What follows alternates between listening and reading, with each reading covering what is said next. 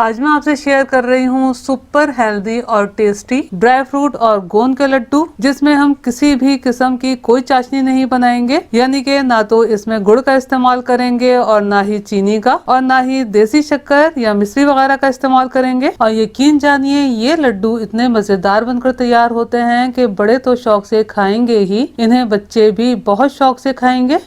बिस्मिल्लाहिर्रहमानिर्रहीम। अस्सलाम वालेकुम फ्रेंड्स, उम्मीद है आप सब खैरियत से होंगे। मैंने देसी घी लिया है जो कि मैं मुख्तलिफ स्टेप्स में हस्बे ज़रूरत इस्तेमाल करूंगी। तो मैंने पैन में 1 टेबल स्पून भर के देसी घी शामिल किया है। लो फ्लेम पर घी गर्म हो जाने के बाद ये मैंने 100 ग्राम बादाम शामिल किए हैं, 100 ग्राम अनसॉल्टेड काजू, 100 ग्राम अनसॉल्टेड पिस्ता और ये 100 ग्राम अखरोट शामिल किए हैं। अब इन्हें मीडियम टू लो फ्लेम पर भून लेना है ताकि इसमें से मौजूद मॉइस्चर खत्म हो जाए और ये तमाम ड्राई फ्रूट क्रंची हो जाए। आप देख सकते हैं कि ड्राई फ्रूट का कलर चेंज नहीं हुआ, लेकिन ये मुकम्मल तौर पर क्रंची हो गए हैं। तो मैंने ये ड्राई फ्रूट 2 से 3 minute medium to low flame पर भूने हैं। आप इनमें से कोई ड्राई फ्रूट स्किप भी कर सकते हैं और अपनी मर्जी के हिसाब से कम या ज्यादा भी कर सकते हैं, लेकिन टोटल ड्राई फ्रूट का वजन 400 ग्राम ही रखिएगा। जैसा कि मैंने अखरोट 100 ग्राम शामिल किए हैं तो आप 200 ग्राम शामिल कर लीजिए और बाकी ड्राई फ्रूट को उसी हिसाब से कम कर लीजिए। इसी तरह से आप कोई और ड्राई फ्रूट भी कम या ज्यादा कर सकते हैं। तकरीबन हाफ टेबल स्पून घी शामिल किया है। घी गर्म हो जाने के बाद ये मैंने 50 ग्राम पंपकिन सीड्स शामिल किए हैं, 50 ग्राम मेलन सीड्स शामिल किए हैं और ये 50 ग्राम सनफ्लावर सीड्स। इन सीड्स को 2 से 3 मिनट लो फ्लेम पर भूनना है। अब ये सीड्स भी अपनी मर्जी से कम या ज़्यादा शामिल कर सकते हैं। अगर चाहें तो इनमें से कोई सीड आप स्किप भी कर सकते हैं। लो फ्लेम पर तमाम बीजों को भून लिया है। अब इन्हें एक बोल में निकाल लेते हैं। पैन में मैंने सिर्फ 1/4 टेबल स्पून घी शामिल किया है। मैंने 100 ग्राम ड्राई कोकोनट लिया है जिसे मैंने कद्दूकश की बारीक वाली जाली से कद्दूकश कर लिया है। आप चाहें तो डेसिकेटेड कोकोनट यानी कि नारियल का बुरादा भी इस्तेमाल कर सकते हैं। अगर आप फ्रेश नारियल कद्दूकश किया हुआ इस्तेमाल कर रहे हैं तो फिर आपको उसे ज्यादा देर भूनना पड़ेगा ताकि उसमें से तमाम मॉइस्चर खत्म हो जाए, क्योंकि अगर मॉइस्चर बाकी रह गया तो जो लड्डू हम बनाएंगे वो लॉन्ग लास्टिंग नहीं होंगे, यानी कि ज्यादा दिन तक स्टोर नहीं किए जा सकेंगे। ये नारियल भी भुन गया है। अब इसे भी एक बोल में ट्रांसफर कर लेते हैं। 1 टेबल स्पून घी मैंने पैन में शामिल किया है। ये मैंने 100 ग्राम गोंद ली है जिसमें से आधी मैं पैन में शामिल करके गोंद को मुकम्मल तौर पर फूल जाने तक भून लूंगी।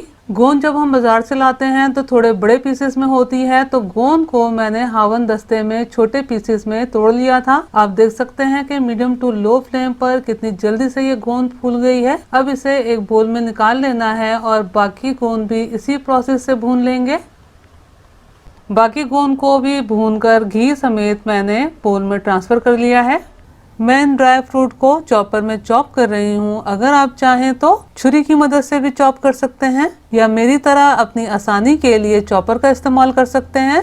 और ख्याल रहे कि ड्राई फ्रूट्स को चॉप करना है, क्योंकि लड्डू खाते हुए ये क्रंची ड्राई फ्रूट बहुत मजे के लगते हैं। चॉपर को ऑन ऑफ करते हुए मैंने ड्राई फ्रूट को चॉप कर लिया है। अब इसमें ये मैं फ्राई की हुई गोंद शामिल कर रही हूँ। अक्सर व्यूअर सवाल करते हैं कि कौन सी गोंद, तो इस गोंद को गोंद कतीरा कहा जाता है। गोंद शामिल कर लेने के बाद मैं सिर्फ 2 दफा चॉपर को ऑन ऑफ करूंगी, क्योंकि गोंद को भी क्रश करना है, पीसना नहीं है। आप चाहें तो गोंद को अलहदा से गिलास वगैरह की मदद से भी क्रश कर सकते हैं। अब इन ड्राई फ्रूट्स को एक बड़े से बोल में ट्रांसफर कर लेना है। अब इसमें बाकी अज़ा शामिल कर लेते हैं। तो ये मैंने नारियल शामिल किया है, ये तमाम सीड्स शामिल किए हैं। अब इन तमाम अज़ा को आपस में मिक्स करते हुए यकजान कर लेना है। ये तमाम अज़ा आपस में बहुत अच्छे तरीके से मिक्स हो गए हैं। अब इन्हें ऐसे ही रहने देते हैं। ड्राई फ्रूट्स और गोंद के लड्डू बनाने के लिए आप इन दोनों में से किसी भी खजूर का इस्तेमाल कर सकते हैं, लेकिन दोनों खजूरों का इस्तेमाल करने का तरीका अलग होगा। तो मैं ये वाले खजूर इस्तेमाल कर रही हूँ, यानी कि काले खजूर, जिन्हें कुरमा डेट्स कहा जाता है, जो कि बहुत सॉफ्ट होते हैं। ये लाल वाले खजूर थोड़े सख्त होते हैं। तो इन्हें इस्तेमाल करने का तरीका मैं आपको बाद में बताऊंगी, ताकि आपको ठीक से समझ में आ सके। वैसे तो ये खजूर बॉक्स में पैक आते हैं, लेकिन फिर भी किचन टॉवल की मदद से खजूरों को मसलते हुए साफ कर लेते हैं, ताकि इसमें अगर कोई डस्ट वगैरह हो तो वो बिल्कुल निकल जाए, क्योंकि इन खजूरों को हमने धोना नहीं है, इसी तरह इस्तेमाल करना है। ये खजूर मैंने 600 ग्राम लिए हैं। अब इन तमाम खजूरों को इसी तरीके से मैं किचन टॉवल की मदद से मसलते हुए साफ कर लूंगी। अब इन तमाम खजूरों को डीसीड कर लेना है, यानी कि इसमें से गुठलियों को निकाल लेना है। खजूरों में से तमाम गुठलियों को निकाल लिया है। ये खजूर बहुत ज़्यादा नरम होती हैं, इसलिए मैं इन खजूरों को हाथ की मदद से मैश कर रही हूँ। आप बगैर पानी डाले चॉपर या ग्राइंडर में भी इन्हें मैश कर सकते हैं, लेकिन ख्याल रहे कि पानी का इस्तेमाल बिल्कुल भी नहीं करना।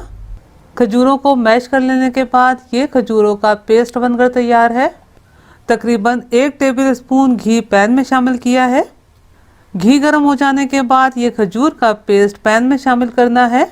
अब इन खजूरों के पेस्ट को तकरीबन 4 से 5 minute medium to low flame पर भून लेना है, ताकि इसमें मौजूद तमाम मॉइस्चर खत्म हो जाए और खजूर के लड्डू लंबे अरसे तक इस्तेमाल किए जा सकें, यानी कि खराब ना हो। अगर आप लाल वाली खजूरों का इस्तेमाल करते हैं तो आपको 3 से 4 टेबल स्पून पानी ऐड करके लाल खजूरों का पेस्ट बनाना पड़ेगा, और फिर लाल खजूरों के पेस्ट को ज्यादा देर भूनना पड़ेगा, ताकि उनमें से तमाम मॉइस्चर खत्म हो जाए। क्योंकि अगर खजूर के पेस्ट में पानी रह गया तो क्या होगा, खजूर के लड्डू लॉन्ग लास्टिंग नहीं होंगे, यानी कि उनकी शेल्फ लाइफ कम हो जाएगी और जल्दी खराब हो जाएंगे। मैंने तकरीबन 5 मिनट भून लिया है। आप देख सकते हैं कि ये खजूर का पेस्ट डो की तरह सिमटने लगा है और तमाम घी को सोख कर लिया है और बहुत ज्यादा सॉफ्ट भी हो गया है। खजूर के पेस्ट को ड्राई फ्रूट में ऐड कर देना है। इस वक्त ये पेस्ट बहुत ज्यादा गर्म है, इसलिए मैं स्पैचुला की मदद से ड्राई फ्रूट को खजूर के पेस्ट में कोट कर रही हूँ। और आपने गरम गरम खजूर के पेस्ट में ही ड्राई फ्रूट को मिक्स करना है, क्योंकि खजूर का पेस्ट ठंडा हो गया तो सख्त हो जाएगा और ड्राई फ्रूट खजूर के पेस्ट के साथ मिक्स नहीं हो पाएंगे। काफी हद तक खजूर का पेस्ट और ड्राई फ्रूट यकजान हो गए हैं और खजूर का पेस्ट भी काफी हद तक ठंडा हो गया है। अब मैं हाथ की मदद से मिक्स कर रही हूँ। लड्डू का मिक्सचर तैयार होते ही आपने नीम गरम में ही लड्डू तैयार करने हैं। आप इस तरह अंदाजे से भी छोटे साइज के लड्डू तैयार कर सकते हैं, या फिर मेजरिंग कप का सबसे छोटा कप 1/8 कप का भी इस्तेमाल कर सकते हैं, या मेरी तरह आइसक्रीम स्कूप का सबसे छोटे साइज का स्कूप इस्तेमाल कर सकते हैं। इस तरह लड्डू भी बराबर साइज के तैयार होंगे। ये बहुत ज्यादा हेल्दी लड्डू हैं, जिन्हें आप एनर्जी बूस्टर भी कह सकते हैं। तो ये लड्डू आप छोटे साइज के ही तैयार कीजिएगा, ताकि हमारे घर के बच्चे, बुजुर्ग और बड़े सब आसानी से खा सकें। आप इन लड्डुओं को सर्दी के मौसम में एयर टाइट, साफ सुथरे, ड्राई कंटेनर या जार में ट्रांसफर करके 2 से 3 महीने रूम टेम्परेचर पर स्टोर कर सकते हैं। आप ये 1 से 2 लड्डू सुबह नाश्ते में या शाम की चाय के साथ ले सकते हैं। और बच्चों को तो ये लड्डू सर्दी हो या गर्मी रोजाना 1 लड्डू एनर्जी बूस्टर के तौर पर दीजिए। आप ये मेरी रेसिपी जरूर ट्राई कीजिएगा और मुझे कमेंट्स करके जरूर बताइएगा कि आपको मेरी ये रेसिपी कैसी लगी। अगर रेसिपी पसंद आई हो तो लाइक कीजिए, अपने दोस्त अहबाब में शेयर कीजिए और चैनल को सब्सक्राइब करना और बेल बटन को क्लिक करना बिल्कुल भी मत भूलिएगा। अल्लाह हम सब का दस्तरखान हलाल रिस्क से वसी तर फरमाए, आमीन। मुझे भी अपनी दुआओं में याद रखिएगा। अपना बहुत ख्याल रखिएगा। अगली रेसिपी की वीडियो तक के लिए अल्लाह हाफिज।